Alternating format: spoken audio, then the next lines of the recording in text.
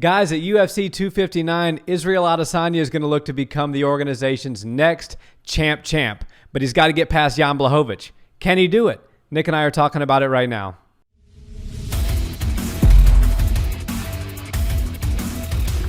What's up, Barnhill family? Welcome back to the channel. Yo. So, Nick, we have the next attempt at champ status is going to be had by Israel Adesanya on the 6th of March, UFC 259. He's going to be trying his hand against the Polish power, Jan Błachowicz. Yeah. This is different than a lot of champ situations for me, because when you think about, Conor coming from 145 to 155, that's a 10-pound jump.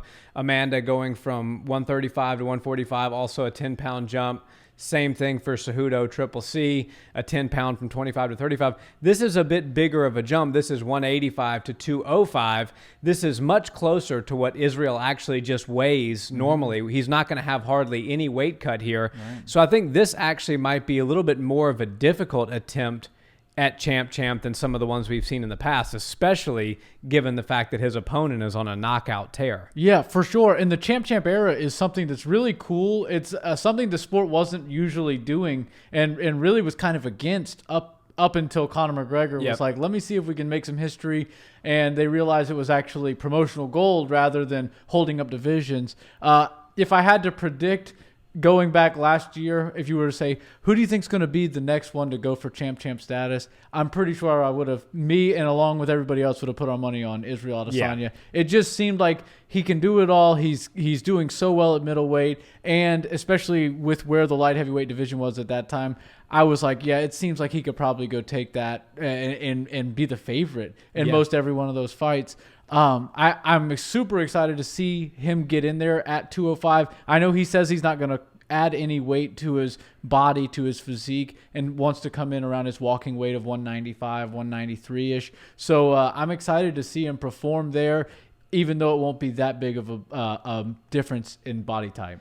Yeah, and you mentioned the odds. The odds are pretty staggering, and given the fact that Jan Błachowicz is going to be substantially bigger, he's shown tremendous power. He's only got 8 knockouts in his career with 27 wins. And he's the underdog? He's the major underdog. Wow. I think he's a plus 225 underdog, and Israel's a minus 275 favorite. So we can't really say we didn't see that coming, though. Yeah, I kind of expected it, but Jan is on an absolute knockout tear lately. He doesn't, like I said, have a lot of knockouts in his career. He actually has more submissions than knockouts, which will surprise people if they're new to Jan Błachowicz. Right. Because the last 3-4 fights Jan Błachowicz has been in, he's demonstrated some tremendous power. So he's obviously worked on some things, and he has what I believe to be one of the most beautiful short check hooks in the game. Yeah. It's the same punch that Daniel Cormier knocked Stipe out with. When they were in the clinch, they separated. He came right over the top and knocked him out. Yeah. He caught Luke Rockhold with that. Dominic Reyes caught that and was very wobbled.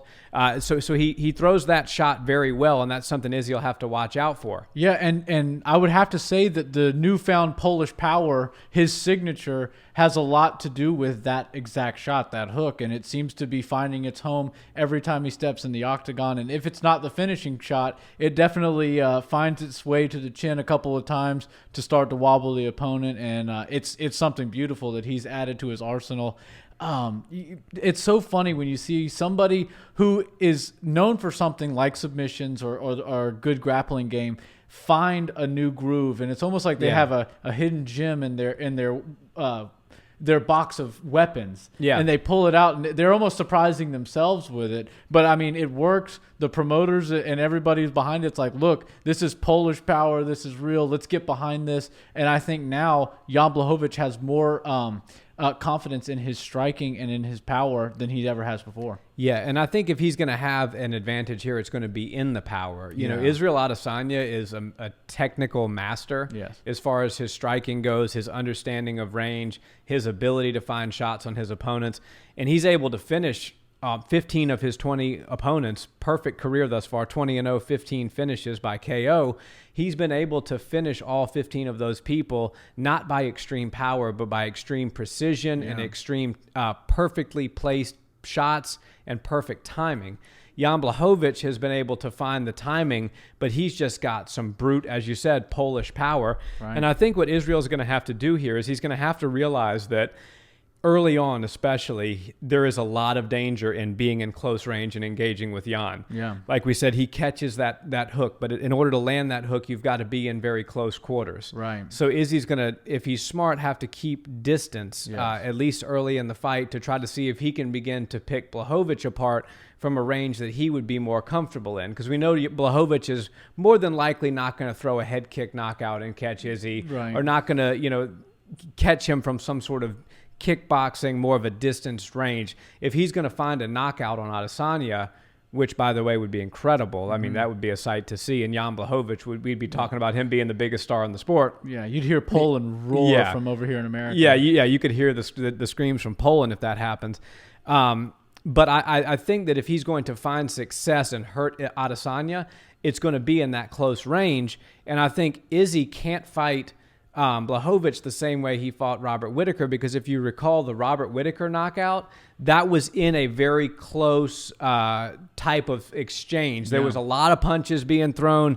Izzy's very good at reacting in real time and slipping shots, and was able to find that almost like it was like a hook / uppercut kind of shot that was what put Whittaker out.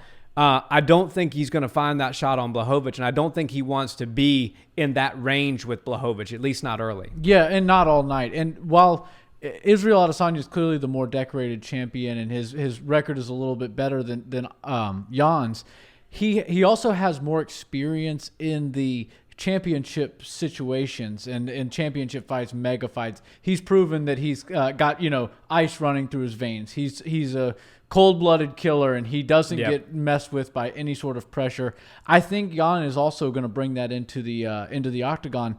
But Izzy has, aside from the Paulo Costa fight, which was kind of just a clinic that he put on, and he stuck to a game plan, but it wasn't like he had to pull out a ton of tools. He beat him with a few very well-placed shots that he had figured out in the camp leading up to it. And besides the Robert Whittaker fight, where that one also ended kind of early in the night, Izzy has been in some wars, and especially going towards the belt. And then when he first got it, he was going through some really tough bouts. Kelvin Gastelum. Yeah, it's still crazy that was the toughest fight for him. But to date, as far as visually how he looked at the end of the fight, Kelvin definitely gets the victory on that. But Jan has kind of been making quick work of all of his opponents in these last 3 or 4 fights, where he's knocking everybody out and nobody can hang with him, which tells me Israel's going to need to be perfect for a long time. And if anybody can last for 5 rounds and be as close to perfect as possible, right now it's Israel Adesanya. But that's very hard to do against somebody like Jan Błachowicz. Izzy does get hit a little bit. And if somebody like Kelvin, if some of these guys at 185 can touch him, then a big body like Jan is also going to be able to touch him, and it's going to pay, and he's going to pay for it a little bit more than when he gets hit by middleweights. And I just happen to think that while he is going to look really good, he's going to put on a masterful performance, he's got to be perfect for 25 minutes. Yeah. Whereas Jan Błachowicz has to, obviously defend properly, and he's going to have to close the distance on him. But if he lands a couple of those heavy hooks, I think that's trouble for Israel. Yeah, I think you're right. I think this fight, if Israel wins it, it's because he goes into the later rounds and gets a finish in the 3rd, 4th, maybe even 5th round. Yeah. But if this fight, if Jan's able to do some damage in the first 2 rounds, Adesanya could be in big trouble. But see, my one thing I would say is Jan also carries that power that he has into the late rounds. Yeah. And Izzy, while it's very impressive to see his cardio in the 4th and the 5th rounds, he does tend to slow down a little bit. And if his footwork starts to leave him a little bit, I would assume Jan's going to be working on some leg kicks and things like that are going to slow down Israel's footwork and slow down his pace in general. And if he can do that, then Israel's not going to be moving at the same speed that he generally does in the beginning of the fights, which will lead to more opportunities for Jan to land that power hook or whatever power shot he lands. No, I agree. And Jan definitely has power all the way through the end of the fight. But I think the reason that I think if a finish comes late, it's going to be Izzy and not Jan is not because Jan doesn't have the power later in the fight. It's because I don't believe that Jan has as many striking tools in his toolbox as Izzy does. Agreed. And if Jan's going to catch Izzy's very hard to catch. Mm-hmm. If Jan's going to catch Izzy with something, it's going to have to be something that he surprises surprises him with Yeah. early in the first 2 rounds. And after the first 10 minutes of fighting has taken place, Izzy's going to, he's like Floyd Mayweather in that sense. He's more active in the early rounds than Floyd Mayweather is, but he downloads the information just the same. He's able to learn and study his opponents. When you think about the Gastelum fight, those later rounds were what ended up putting him over the edge there. Right. He knew exactly what Kelvin was going to do. I believe he understands and downloads his opponents as good or better than Floyd did against his boxing opponents in his career. And I think that's the reason, not necessarily that Jan won't have power later on, but that Izzy will know what's coming later on. Yeah, for sure. And Jan's not the trickiest guy, like you said. Right. He's got some shots that will close the night out on everybody, but Israel definitely has the ability to read things. And one thing he does well, and it's very hard to do, is stick to a game plan. And when you start to realize things and have to make adjustments, he can adapt and adjust mid-fight. And you watch it happen, and you see him start to collect the data, like you're saying, like Floyd Mayweather's always done. And he'll stick to a game plan. If that means he has to be a little bit more conservative with his offense and just stay at bay and keep his opponent at bay, then he will do that. But make no mistake, that's not him being scared to engage. That's him figuring out when it's safe to go inside and get his damage going. Yeah, and I think this is actually a much closer fight than the odds have it that it appears right now as far as the odds are concerned. But I still do have Israel becoming the next champ. Yeah. I think he's going to win this fight. I think that he's, all the things that we mentioned, City Kickboxing down in New Zealand, Eugene, they're super professionals. They understand, exactly who their opponent is, how to defeat their opponent. They assemble great game plans. They put the right training partners around their fighters. And as you've seen with Volkanovski, Max Holloway's looked like a world beater, but they solved his puzzle. Yeah. Paulo Costa was, this Brazilian animal. They were able to solve his puzzle with Izzy. Romero, one of the best wrestlers the sport's ever seen, was able to solve his puzzle. So it seems like they understand very well down at City Kickboxing who their opponent is and how to beat that specific opponent. Because if you think about Izzy's opponents over the last couple of years, you have a 40-plus-year-old Anderson Silva. You've got Paulo Costa. You've got Yoel Romero, Robert Whittaker, Kelvin Gastelum. Completely different styles, completely different body types. Yeah. Ages. Anderson Silva could be some of their fathers. Like right. they seem to be able to adapt and specifically cater a camp around a certain opponent, using Izzy's strengths with a few wrinkles to get past them. Yeah, and I'll have to say that last time we saw a middleweight move up to 205 in Luke Rockhold, he was faced against Jan Błachowicz, which if you're in Luke Rockhold's position, it looks a lot better on your resume now that you lost by vicious KO to Jan Błachowicz, who's now the sitting champion of the division above where you've competed your whole life.